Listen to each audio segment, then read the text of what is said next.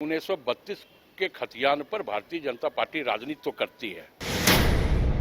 स्थानीय नीति इस राज्य के विकास का एक सबसे बड़ा अहम चीज है।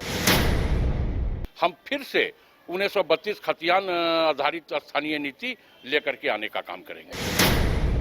तो थोड़ा अपना भी आत्मचिंतन वो कर लें अमर बावरी जी, ज्यादा उत्साहित ना हो। केंद्र सरकार की जब नीयत और नीति इस राज्य के प्रति साफ नहीं है, प्रत्यक्ष रूप से राजभवन के मार्फत उसका विरोध भी करवाती है। कहीं ना कहीं राजभवन इस पे राजनीति ना करे। महामहिम को क्या त्रुटि उसमें लगी, ये महामहिम को बताना चाहिए। हमें यह लगता है कि इस पे राजनीति नहीं होनी चाहिए।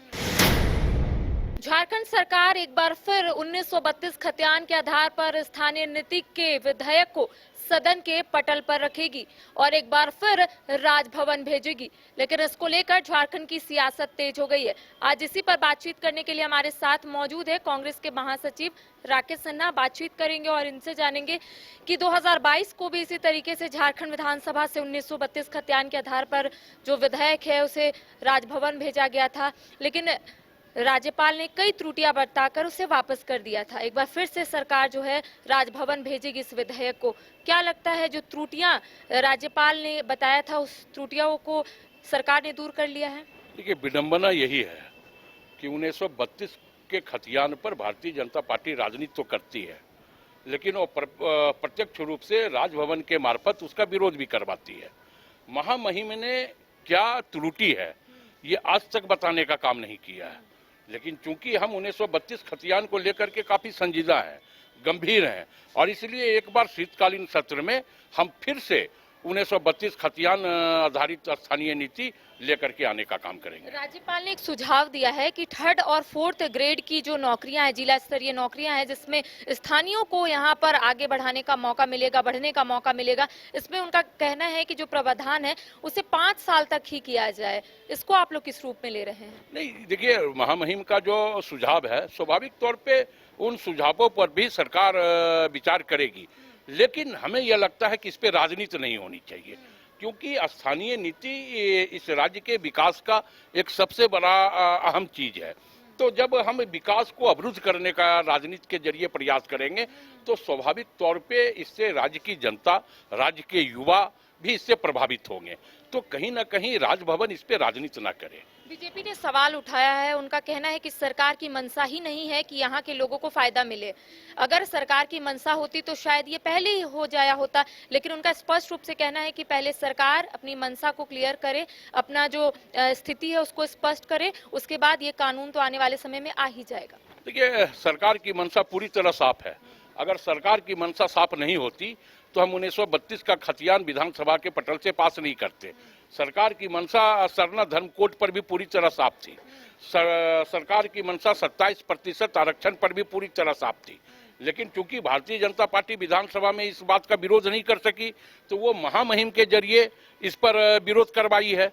और ये सबसे बड़ी विडंबना है, मैं फिर इस बात को दोहराता हूँ कि महामहिम को क्या त्रुटि उसमें लगी, ये महामहिम को बताना चाहिए। लेकिन आज तक त्रुटि महामहिम के जरिए, राजभवन के जरिए सरकार को नहीं बताया गया, तो स्वाभाविक है कि इस पर राजनीति की जा रही है। और भी कई विधेयक को राज्यपाल ने वापस लौटाया था, उसमें कहा गया था त्रुटियां हैं, जैसे मॉब लिंचिंग और अन्य विधेयक है। क्या उसे भी झारखंड विधानसभा से पारित कर राजभवन भेजा जाएगा ताकि केंद्र सरकार तक वो पहुंचे, केंद्र तक पहुंचे और वो लागू हो जाए? कैसे लागू हो? केंद्र सरकार की जब नीयत और नीति इस राज्य के प्रति साफ नहीं है, कैसे लागू होगा? सरना धर्म कोड भी हम लोगों ने विधेयक पारित करके केंद्र सरकार को भेजने का काम किया। आज कितना दिन हो गया? 3 साल हो गया। प्रधानमंत्री जी जनजातीय गौरव दिवस मनाने इस राज्य में आए, ढिंढोरा पिटवाया, इवेंट करवाया, लेकिन सरना धर्म कोड पर एक शब्द प्रधानमंत्री जी ने नहीं बोला। तो हमें यह लगता है कि जब प्रधानमंत्री जी और पूरी भारतीय जनता पार्टी की जब नीयत और नीति साफ नहीं है तो फिर क्या कहा जा सकता है? नेता प्रतिपक्ष अमर बावरी ने सवाल उठाया। उनका कहना है कि 4 साल लगभग हो गए हैं हेमंत सरकार के, लेकिन अब तक कोई भी वादा पूरा नहीं हुआ है। जेएसएससी कार्यालय के समक्ष अभ्यर्थी आंदोलन कर रहे हैं। जेएसएससी की ओर से अगर कोई विज्ञापन या परीक्षा होती है तो वो रद्द हो जाती है। तो सरकार इस दिशा में क्यों नहीं कुछ पहल कर रही है सरकार? क्यों युवाओं के साथ छलने का काम कर रही है? उन्होंने एक सवाल उठाया है। 4 साल के बाद भारतीय जनता पार्टी अपना एक विधायक दल का नेता चुन सकी है, तो अभी अभी वो बने हैं, तो ये बात अपने शीर्ष नेतृत्व को जाकर के कहें वो कि जो सरकार जो विधेयक पारित करती है, आप राजभवन को या निर्देश दो कि वो विधेयक जो है वो राजभवन लागू करे, सारा कुछ साफ हो जाएगा।